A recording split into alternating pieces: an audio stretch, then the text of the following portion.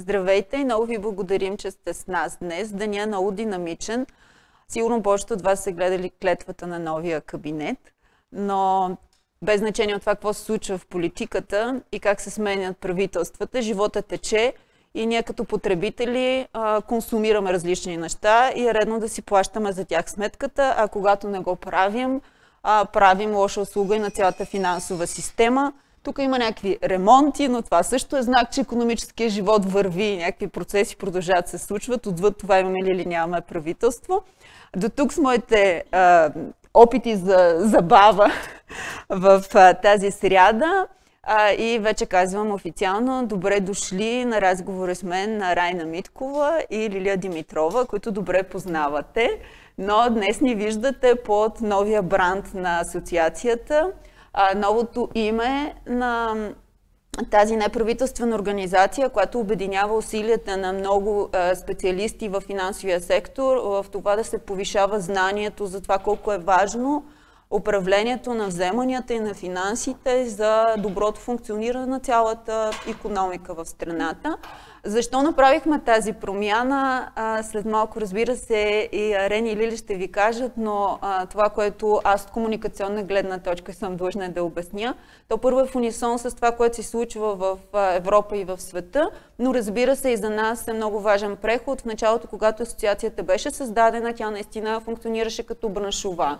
Но през последните години не е тайна, по-голяма част от усилията се влагат вече в кампании за социална отговорност и за повишаване на финансовата грамотност и за изчистване на информацията за сектора, така щото хората наистина да могат да боравят с факти и с повече знания, което да им помогне да се справят по-добре със своите лични финанси, що се отнася до физическите лица и с управлението на своите вземания и когато говорим за малки и средни предприятия, защото големите бизнеси и държавата са малко по-различен. Добре дошли на вас днес и все пак да ви питам в началото, гледахте ли клетвата на новия кабинет и какво очаквате да направят, може би, министра на финансите в рамките на следващите 3 месеца? Имате ли очаквания и надежди? Добре заварила първо, Пепи, на тебе и на аудиторията. На нас ни е приятно в този нов формат, в който вече свикваме. Трябва да призная, че пропуснах клетвата, но вчера внимателно проследих новините и така съм приятно изненадана от състава на новото правителство, действително утвърдени професионалисти. Много смело ще е да имаме някакви очаквания за този кабинет. Все пак 2 месеца не са много време, но важното за нас и като граждани, и като бизнес е да имаме стабилност. За съжаление, от миналата година, освен COVID, преживяваме и така доста нестабилност, икономическа, политическа, така че малко стабилност мисля, че би била една добра новина. Лили, ти следиш много по-скъсо политическите процеси. Да, интересно ми. Така че сигурно си гледала клетвата. Как се стори състава? Откровено казано бях приятно изненадана от състава на новото правителство, защото са експерти и защото наистина има баланс между политически пристрастия, между различни видове специалисти, между това кой е завършил в Русия, кой е завършил в Щатите. Въобще има от всичко по-малко, но като цяло са хора, които не ги е страх да застанат с името и с репутацията си. Тук визирам и речта на новия министър-председател, който каза, че застава с името си, с репутация, с миналото си и така нататък. От гледна точка на промени и на нещо, което биха могли да направят, смятам, че 2 месеца и то точно през летния период не са достатъчно голямо време. Реално погледнато това, което трябва да направят задължително е да се проведат едни честни избори за 46-то Народно събрание. Оттам насетне да не забравяме, че сме в пандемия. Надявам се, че тази пандемия отшумява. Всички се надяваме в крайна сметка това скоро да е факт, имайки предвид и летния сезон, който настъпва. Но да не забравяме, че сме в пандемия, да не забравяме, че все още има сектори от икономиката, които са ударени от тази пандемия и че това няма да изчезне като с магическа пръчка. Така че правителството трябва да обърне внимание на това, по-скоро да се променят настоящите мерки, защото, знаеш моето мнение по темата, тези мерки, които бяха предприяти до сега, от гледна точка на бизнеса не функционираха и бяха таргетирани към конкретни индустрии, а не към всички неработещи. Така че ако успеят тези две неща да направят, смятам, че ще са си свършили добре работата. Взимам повод от последните ти думи, да видим как всъщност се отрази кризата, което неизбежно е най-важното нещо, което се случи през миналата година, на пазара на вземания и кои са онези 2 или 3 събития отвъд COVID сам по себе си, които маркираха пазара на вземания и ще се оставят така дълготрайна следа върху него. Така или иначе, всички събития, които се случиха миналата година, са следствие на COVID, това е безспорно. Било то мораториума на вземанията, било то work from home политиките, било то ударната дигитализация на бизнеса, която се случи. Всъщност, дигитализацията на бизнеса за мен лично е онова събитие голямо, което ще промени бизнеса трайно. Защото мораториума замина на 31 март, тепърва ще видим какви са последствията от него, рано е да се каже. Но бизнесът не беше готов за такава пандемия, много бързо се събра, много бързо преструктурира процесите си, успя да ги дигитализира и то с едно истинско внимание към клиента този път, за разлика от всички останали. Тоест клиента вече мога да кажа със сигурност, че е в основата, в центъра имаме вече Customer Centric Industry, основно в финансовия сектор. Нещо, което в чужбина е тенденция от 10 плюс години Customer Centric бизнес да се прави. В България ни трябваше един такъв стимул, пандемия, за да се съберем и да го направим. Така че всъщност аз съм и доволна за това, че се стигна до там, защото кризите не са само време за негативи, но и са време да оберем максимално позитива и да рестартираме това, което сме правили по един нов и по-добър начин. Рени, асоциацията винаги поддържа така база данни, то прозрачна за това какво се случва по отношение на възложените и купените дългове. Какво се случи в годината на пандемия? Ами това беше определено една много знаменателна година във всички аспекти. Ако трябва да се справи, да допълня Лили за събитията, които маркираха въобще нашата индустрия, първото, което трябва ясно да отличим, това е банковия мораториум. Безспорно една мярка с добри намерения, насочена към клиентите да вземат малко въздух в тези трудни времена, но както и Лили каза, ние тепърва ще разберем какви биха били дългосрочните... Всъщност, оказа ли се отлагане на проблема? Пепи, в края на годината ще бъдем свидетели, но поне по разговорите и с водещи банкери и ние самите имаме притеснение, че проблемите не са решения, по-скоро са отложени. Но именно и заради този банков мораториум, който беше наистина инструмент за част от потребителите, работата, която дойде към нашата индустрия, беше много ниска.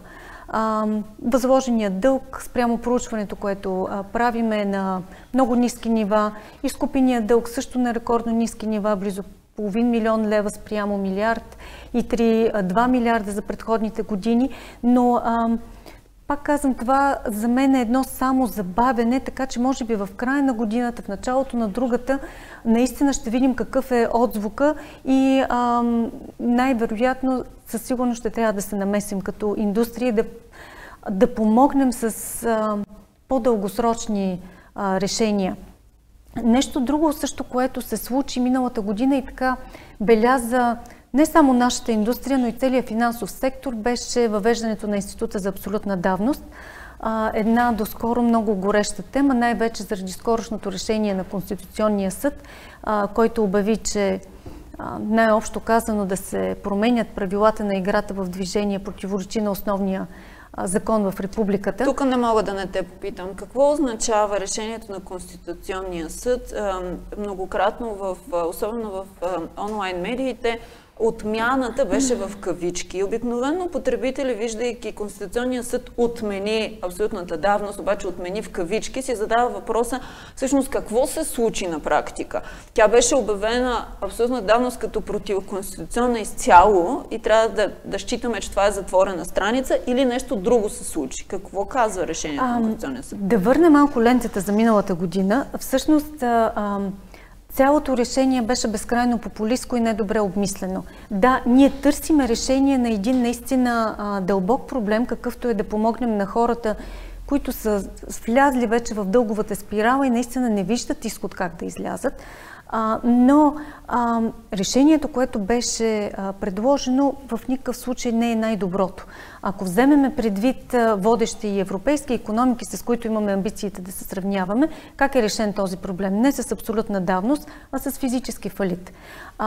Това, което ние се опитахме в България да направим, беше една дългова амнистия. Независимо дали човекът е бил добросъвестен или просто е заминал за чужбина и умишлено се е укривал 10 години, той сметки не дължи.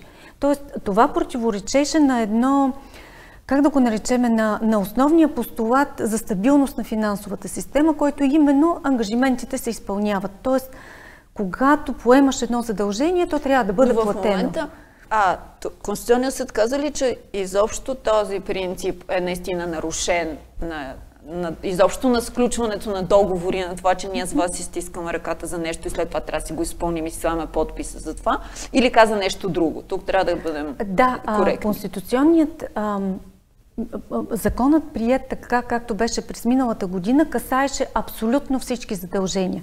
Тоест, независимо дали аз съм поел задължения през 2010, 2015 или за напред. Добрата практика всъщност е законите да важат за напред. Защото всички могат да си направят сметката. Когато ние с тебе се договаряме нещо, ние се договаряме въз основа на съществуващата законова рамка.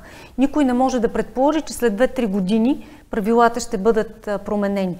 Така че това, което каза Конституционния съд, че абсолютна давност да, ще има, но ще започне да тече от момента на влизане в закона, който е 2 юни тази година.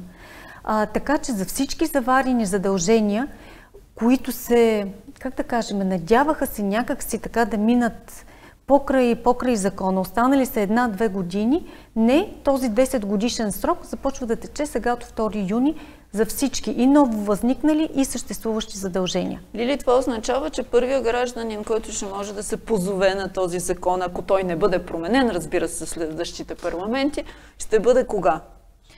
2031 година, всъщност. Тоест, средата на годината, 2-3 юни, зависи как минава летобоенето. Това означава какво, че всъщност едно той не съществува в момента или напротив, очакваме хората да го имат предвид, когато се изключат вече договорите от тук нататък и този риск, защото то е някакъв риск да попаднеш в тази хипотеза, да бъде калкулиран и ако бъде калкулиран, как очаквате вие, се отрази изобщо на договорните отношения между, може би най-вече между гражданите и финансовите организации или не знам. Със сигурност всички видове рискове се калкулират при отпускането на самия кредит.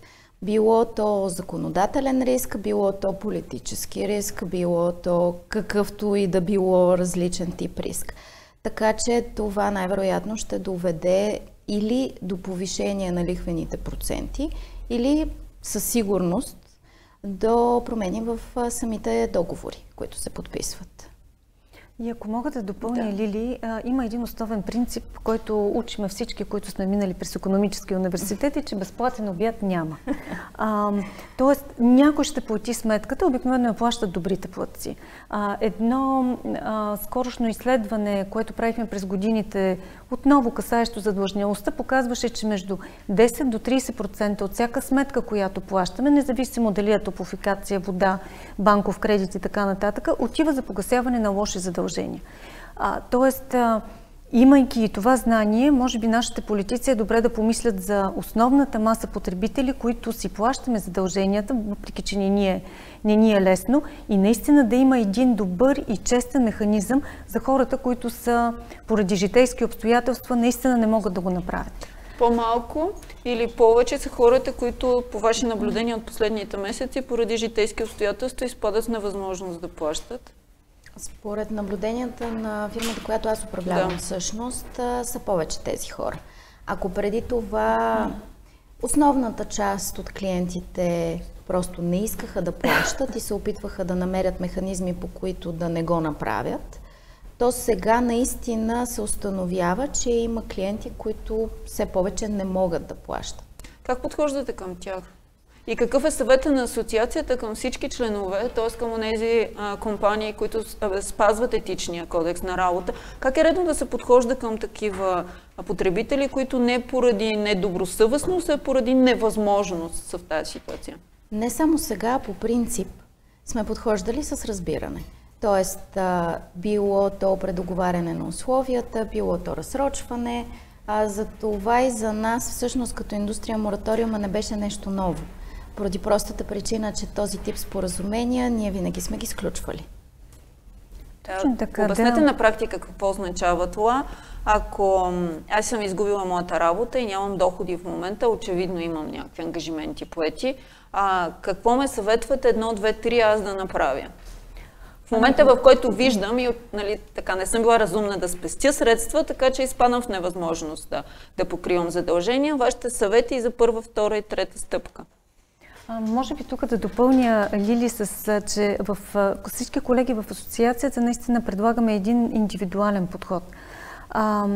Най-добрият съвет, който бихме могли да дадем на хората, които изпитват затруднение, това е проактивно да се свържат с кредитора си и да потърсят механизъм, схема, по която могат да отложат плащането, да го направят така, че да е съвместимо с моментните им възможности.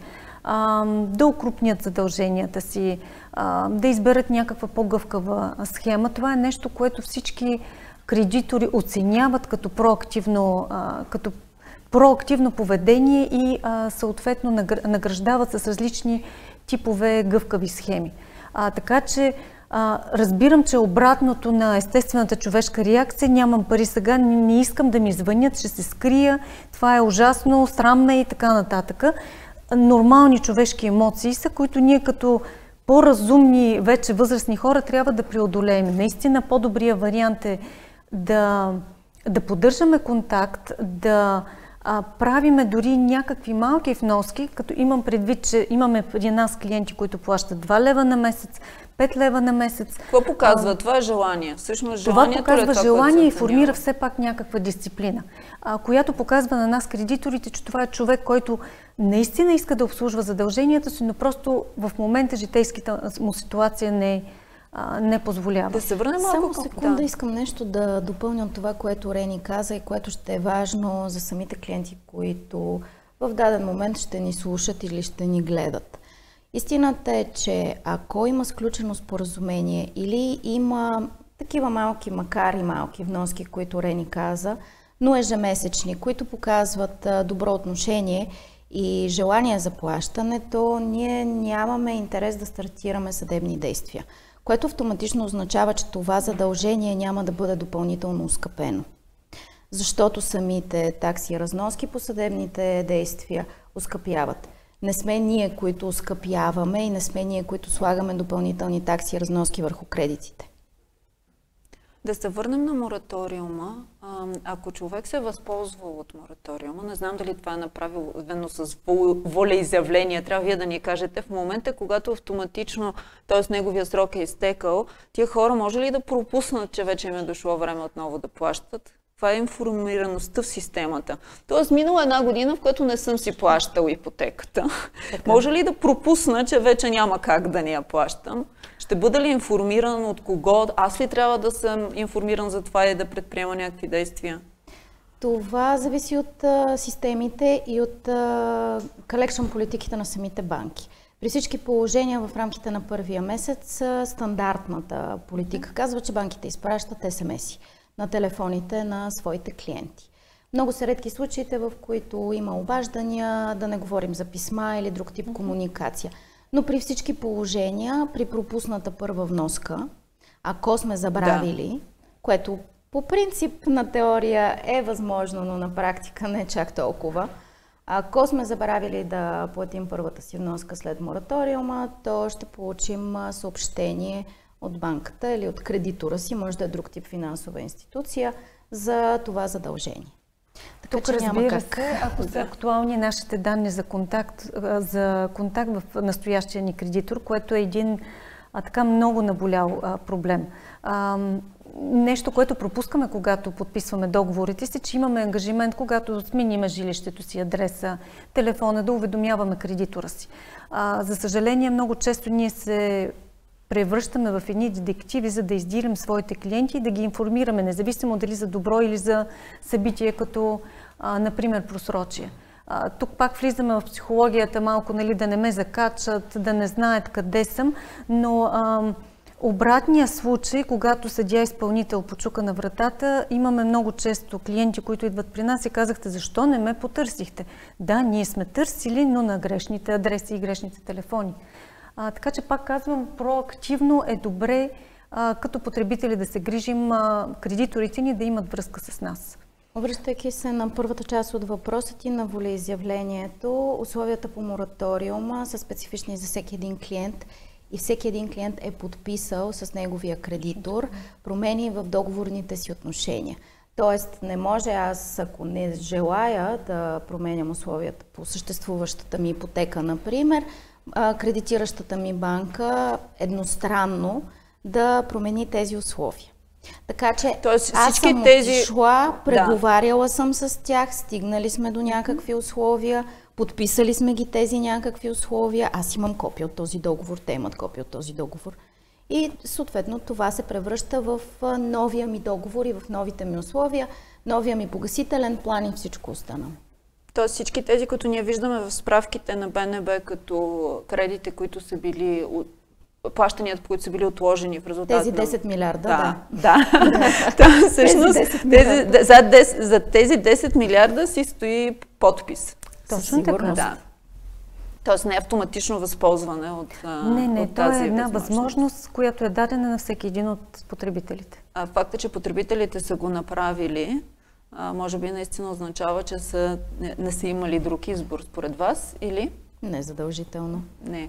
Някои от тях просто се възползвали. Опитвам се все пак да направя някаква прогноза за това колко страшно ще изглежда, защото има и такива коментари, колко страшно всъщност ще изглежда картината, когато минат първите 3 месеца след падането. Да, според мен всякакви. В момента е много трудно да направим каквато и да е прогноза, за съжаление. Защото истината е, че част от хората, които се възползваха от този мораториум, наистина бяха притиснати от обстоятелствата. Друга част просто го направиха като превенция. Заради несигурността, заради незнанието дали ще имат работа след 6 месеца и въобще какво ще се случва с живота им. Така че не можем да кажем, че всичките тези 10 милиарда ще бъдат пълна катастрофа. Тук пък аз не споделям прекалено оптимистично мнение за бъдещето на икономиката в България, но все пак съм умерен оптимист и факта, на който базирам този оптимизъм, е нивото на безработицата. Нещо, което е много ключово за нашата индустрия, както знаеш, Пепе, защото в крайна сметка хората, когато имат работа и доходи, могат да погасяват и задълженията си. Но това, което видяхме, беше, че след един така краткосрочен пик през миналата година, ние се върнахме отново на едни нива, които виждаме от 2018-2019, именно под 7%. Тоест това се счита за един разумен, дори здравословен процент безработица за икономиката, което означава, че въпреки, че действително много сектори в икономиката пострадаха, но пък има добри примери дори в тези индустрии, че бизнесите се преструктурираха, успяха да спечелят. Хората пък успяха, може би, да намерят друга ниша, в която да печелят. Какво означава умерен оптимист? Че не очакваш ръст, но не очакваш и катаклизми? Или? Умерен оптимист, ако си послужа с тази фраза, очаквам най-лошото, подготвям се за най-лошото, но очаквам най-доброто.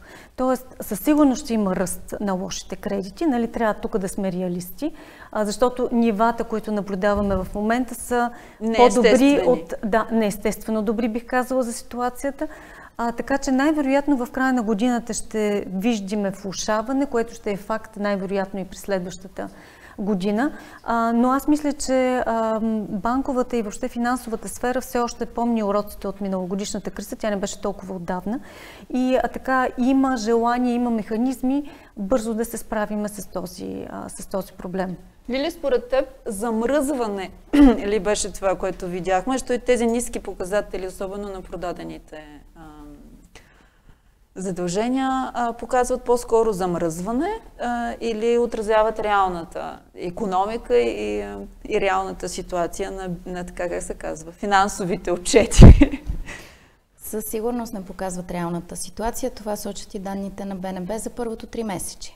А именно, че само от тези кредити, които бяха разсрочени по мораториума, 1 милиард изпаднаха в просрочия, което са 10%. До сегашния процент на лоши кредити от отпуснатите се въртеше около 6-7%, при изисквания на Европейска централна банка от 5%. Тоест всички тези цифри двойно над идат да кажат, че да, беше едно разсрочване и за гражданите, и за финансовата сфера. Съгласна съм напълно и с Рени с това, че много е рано да кажем какво следва. Рано е поради простата причина, че наистина това са резултатите от първо 3-месечие, какви ще бъдат след това предстои да видим. От друга страна, самите банки със сигурност са доста по-подготвени от предишната финансова криза 2008-2009 година. И всъщност промените, които те направиха, са относно начина, по който се оценяват кредитополучателите. Включително когато има обезпечение, имот или нещо друго. На първо място се оценява самия кредитополучател и неговата възможност да възстанови този кредит, а не стойността на имота. Тоест вече банките не са тези real estate и имобилиен компании, които се оказаха 2008-2009 година при предишната криза, а са си банки, кредитиращи и депозитни функции, които имат всички световни банки. Така че за мен по-скоро есента ще бъде доста показателна за това какво следва в рамките на следващите до 3 години. Защото това беше криза, безпрецедентна от гледна точка на типа и на бързината, по която се развиха събитията, и от гледна точка на абсолютната непредвидимост. По ваше впечатление, това, което виждате от клиентите, те казват ли, цялата държава е някаква лудница, сега вие се занимавате с моите плащания, т.е. кара ли ги тази политическа нестабилност да се чувстват едва ли не, как се казва, много малка брънка в някакво много голямо блато и да си казват, хайде сега, до мен ли опряхте? Има ли психологически тази промяна, защото обикновено в стабилна икономика при строги правила хората също се чувстват по-ангажирани, а сега за добро и лошо през последния месец живеехме в малко усещане за хаос? Ами аз бих казала, че ние живеем в някаква доза несигурност и безвремие от миналата година. И със сигурност политическата нестабилност не помага нито на бизнеса, нито на отделния човек. Беше много показателен миналия април след първият локдаун. Изключително ниско ниво на плащаемост. Регистрирахме всички компании в асоциацията. И защо възникна веднага въпроса? Търсейки отговора в нашите клиенти, се оказа, че голяма част от тях спряха да плащат, не защото нямаха тази възможност, а просто защото бяха несигурни за своето бъдеще. И така за всеки случай да скътаме малко пари.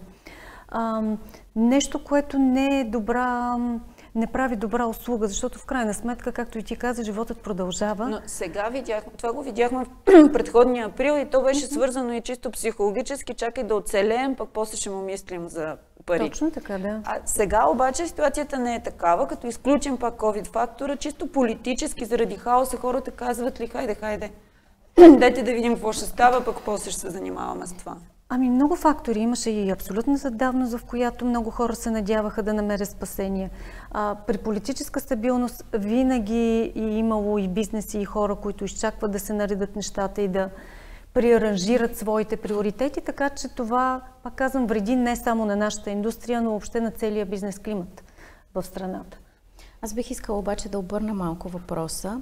Както големите фирми в нашата индустрия, така и големите банки в България са собственост на международни компании или са техни клонове, или са директна инвестиция. Политическата нестабилност за чуждестранния инвеститор е равна на риск, което е равно на една голяма удивителна дали колко ще продължи да инвестира в развитието на тези бизнеси. Видяхме резултатите за първо 3-месечие на тази година, буквално чуждестранните инвестиции са се сринали в България. Тоест ние не само, че не успяваме да привлечем нови инвестиции, ами плашим и съществуващите и бихме изгубили част от тях категорично. Така че тази политическа нестабилност по този начин за мен се отразява много по-драматично и драстично И със сигурност трябва да се направи един recovery план, който да вземе предвид всички видове въпросителни, включително и на сигурността от гледна точка на законодателна система, защото тя също е голяма удивителна за чужденците. И да покажем, че България все пак продължава да бъде едно добро място за инвестиции. Като говорим за компаниите, как върви задлъжнялостта между фирмите? И положително там също, в смисъл намалява както при физическите лица или нараства през тази една година. И по-важният въпрос, може би, кои са вашите съвети към хората, собственици на малки и средни предприятия, защото, Лили добре каза, международните инвеститори имат много високо ниво на проучване и наистина са сякаш по-защитени от това правилно да калкулират рисковете, отколкото по-малките, които сега бяха изправени пред наистина много предизвикателства. И са вашите съвети към собствениците на малки бизнеси в един такъв момент като настоящия? Тук едва ли ще очудим някой, когато кажем, че междуфирмената задлъжнялост расте. И това е тенденция, която очакваме да се задълбочи. Едно основно правило има как се преминава криза с пари в брой. Тоест и за малък, и за международен, и за среден бизнес е много важно да поддържа финансова дисциплина и така да преосмисли своите харчове, но пък да не спира да инвестира в нови идеи, нови бизнес модели, да не инвестира в хората си. Както казах и преди малко, дори в най-засегнатите индустрии има много добри примери как са превърнали кризата буквално във възможност. И тук може би да обърна внимание на потребителя, защото в крайна сметка всичко опира до хората. В такава ситуация е много важно да живеем според възможностите си, но според сегашните си възможности, не според мечтите си, не според бъдещите евентуални увеличения на доходите. И не според това го има съседа, искам го и аз. Точно така. Въпреки че науката отхвърля това ние да сме рационални същества, особено в моменти на криза, е много, много важно да си напомняме всеки ден какво има в портфейла ни, какъв е домашния ни бюджет и какво можем да си позволим. И нещо, което аз получих като съвет още при предходната криза и което според мен важи за всеки един е, че най-добрата инвестиция е да инвестираме в своите умения, своите професионални знания, умения, в личностните си, така че ние наистина да сме конкурентни, независимо какво ще се случи с външната среда. Именно това според мен би ни поставила в добра ситуация, дори в моменти на криза ние да можем да увеличим своите доходи. Лили, обаче логиката на икономиката е, че ако аз спра да харча, тогава тези, от които купувам, ще спрат да печелят, респективно те ще спрат да харчат и може би ще имаме пълно зациклене. Може би разумен подход. Не знам, кой е твоя съвет? Ние с теб много сме говорили по тази тема. Аз съм от привържениците на това потреблението да не спира. Поради простата причина, че в моментите, в които потреблението намалява или спира, то не може да спре изцяло, но намалява драстично, тогава всъщност стартират реално икономическите финансовите кризи, които са глобални.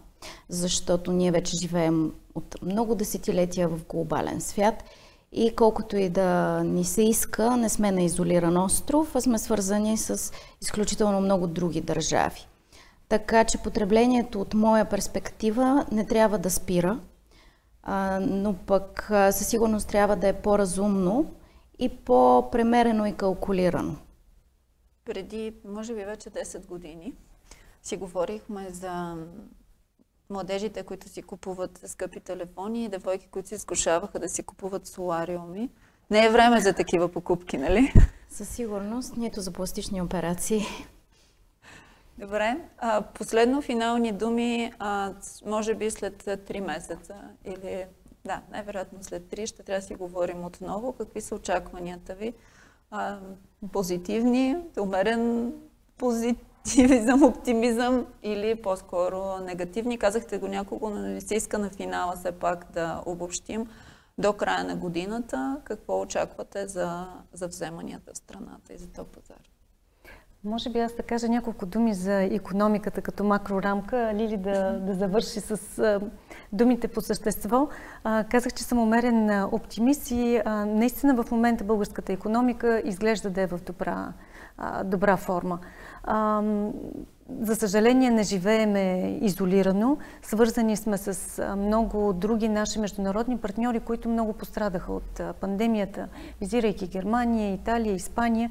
Възможно е тази искра да прескочи в българската икономика, въпреки че за момента няма такива показатели, дори напротив, износът е на едни добри нива. Но нещото, което ние трябва да следиме и като бизнес, и като потребители, е как се движи инфлацията. Защо? Първо, това нещо веднага ще ни удари по джоба и аз мисля, че ние вече го забелязваме. Нещата, които пазаруваме и подкрепяме потреблението, вече стават някои от тях по-скъпи. Това би представлявало някаква заплаха, ако и лихвите тръгнат нагоре. Защо? Защото вноската по кредита, която сме калкулирали и сме смятали, че можем да си позволим, оскъпявайки се с 10-20, понякога и повече процента, може да стане вече един проблем в домакинството ни. Така че... И това в едно с поскъпналите продукти от първа необходимост прави още по-невъзможно. Да, би свило съвсем домашния бюджет, така че нека да потребяваме с разум, с така разбирането, че живота ще продължи и ние трябва да имаме добри възможности да го продължим. Лихвите в Щатите започнаха да пълзят лекичко нагоре. Кога това ще се случи и у нас? Обикновено, ако съдим от 2008 година, така мисля, че 10-12 месеца забавени имахме, да. Но сега сякаш сме по-свързани. Поне информационно. Все по-сме свързани. Какво очакваш да се случи у нас? Според мен до края на тази година няма да има покачване на лихвените проценти. Не само защото банките поеха този ангажимент, както добре сме информирани всички, а и защото това са процеси, които са зависими от други фактори. Тези други фактори все още не са на лице, така че да видим практически повишаване на лихвените проценти. Със сигурност обаче в рамките на средносрочен период между 1 и 3 години такова повишаване очакваме да има. Инфлацията? По това усещане? Инфлацията по мое усещане, а и по данни, защото аз така обичам аналитично да подхождам на нещата. Има лек ръст, но няма очаквания за голяма инфлация до края на тази година, така или иначе. Много ви благодарим. Надяваме се, че сме били и полезни, освен че със сигурност бяхме интересни или на мен ми беше интересен този разговор. От нас, освен хубав следобед, успех на правителството, било той само в рамките на 2 месеца и половина и наистина да си пожелаем да не видим нито инфлация, нито много драстичен ръст на лихвите, защото свикнахме на тези условия сякаш и всъщност се оказва, че не е лошо се справяме с тях. Много ви благодарим. Благодаря ви и на вас. Благодарим. Хубав ден.